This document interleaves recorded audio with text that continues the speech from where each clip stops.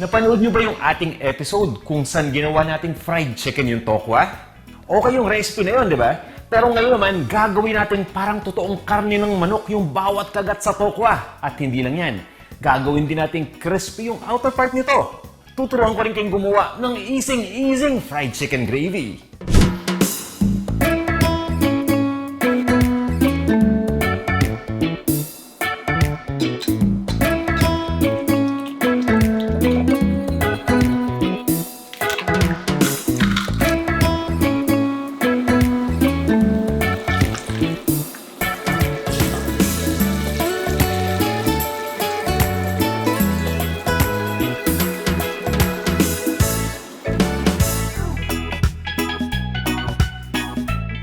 Welcome sa Panlasang Pinoy!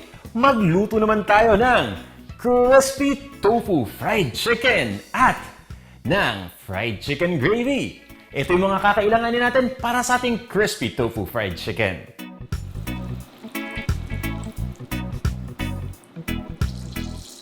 At ito naman yung para sa ating chicken gravy recipe. Kumplituhin nyo ng mga sangkap dahil kung handa na kayo, tara na! Gawin na natin to! Ito yung ginagawa kong preparation sa tokwa para mas maging parang chicken yung texture nito. Alam naman natin na parang sponge itong tokwa na nag-absorb ng liquid. Kaya ang una kong ginagawa ay ini-squeeze ko muna to. So tinatanggal ko lang yung mga liquid dyan. At pagkatapos ay nilalagay ko lang sa freezer yan.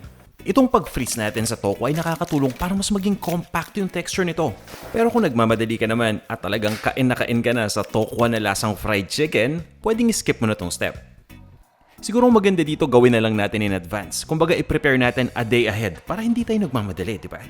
At eto na nga, na-freeze na natin yung tokwa.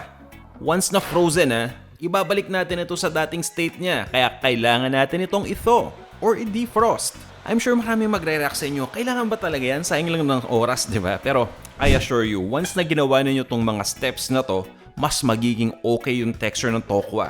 Kung gusto nyo lang naman. Siguro ang suggestion ko dito, subukan nyo isang beses. Kung hindi nyo nagustuhan, okay na tayo dyan. Pero I'm sure magugustuhan nyo yung texture niyan. So yun, after nga nating ma-thaw, kailangan lang nating pigaan itong tokwa para ma-release lang talaga yung liquid na nandito. Mapapansin niyo parang sponge na yung texture, di ba? At gagaan na yan. Hinihiwa ko lang ito into serving pieces. Pag sinabi nating serving pieces, nasa sa inyo kung anong size o anong laki yung gusto ninyong hiwa.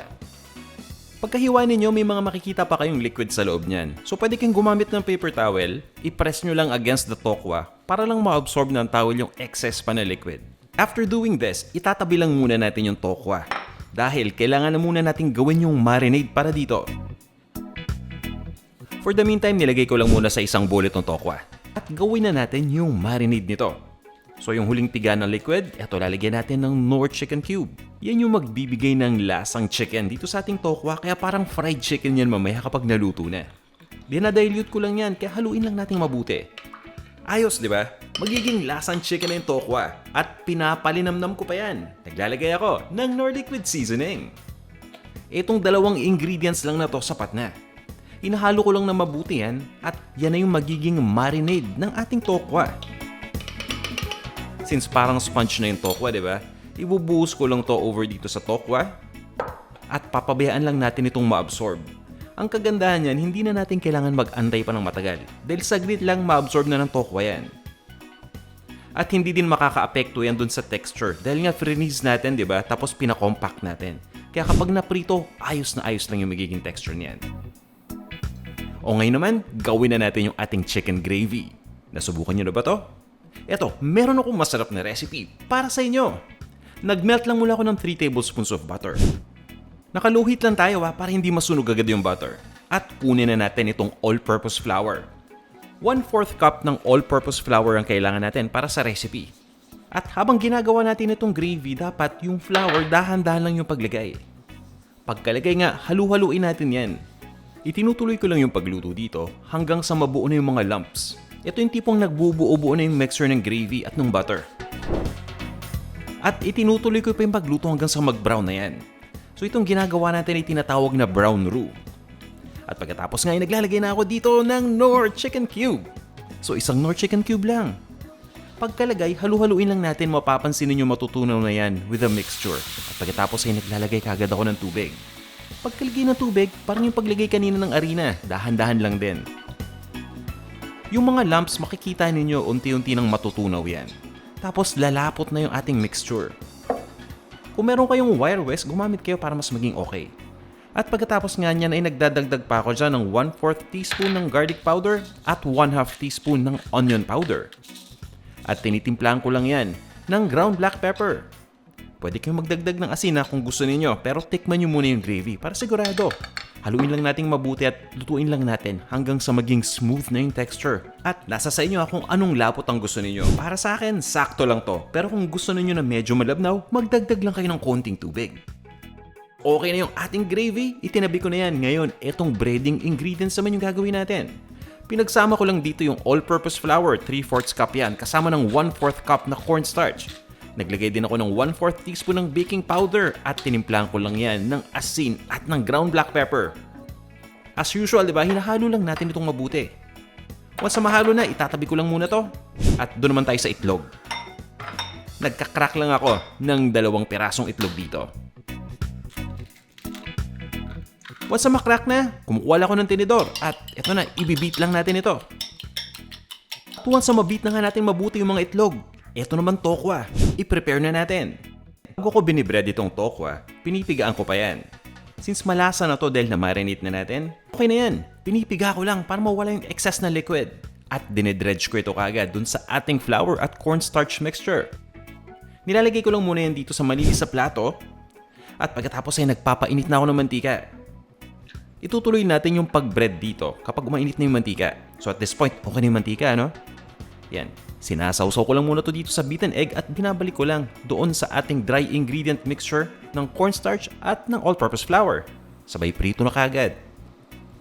Pagka prito, pinapabayaan ko lang muna yan ng mga 1 to 2 minutes per side. Tapos binabaliktad ko. Once na mabaliktad na, tinutuloy ko lang uli, no?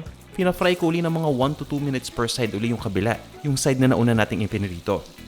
At gagawin din natin yung same step dun sa pangalawang side, kumaga 2 beses natin itong pinirito. Para lang hindi masunog agad. At pagkatapos na tinatanggal ko na muna to initially dito sa ating lutuan. At itinutuloy ko pa yung pagluto ng ibang batches. Kaya ako nasabi na initially kasi kailangan pa natin itong ibalik mamaya. Di ba't alam nyo naman ang sekreto ng mas crispy na pinirito ay yung pag-double fry. So yun yung gagawin natin later. Ido-double fry pa natin itong tokwa. At this point, na prito na natin lahat ng tokwa, no? So initial na pagprito.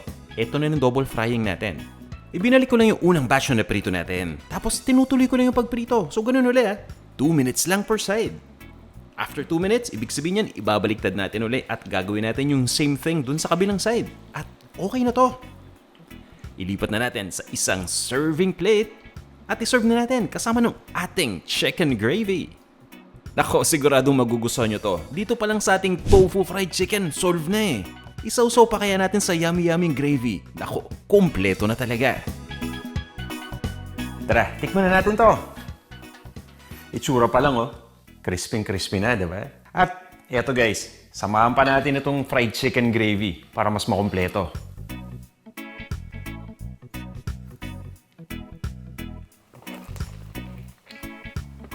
Grabe, ang sarap. Ako lang naman kakain na tong gravy eh. Magdo-double dip na lang ako. Kita nyo yan? Tingin ko na-achieve natin yung texture ng chicken. Nagugutom talaga ako eh. Isa pa. Nagmumukbang na naman ako dito. Guys, subukan nyo tong recipe na to. Lalong-lalo doon sa mga ayaw mo nang magkarne. So, tofu guys, very healthy.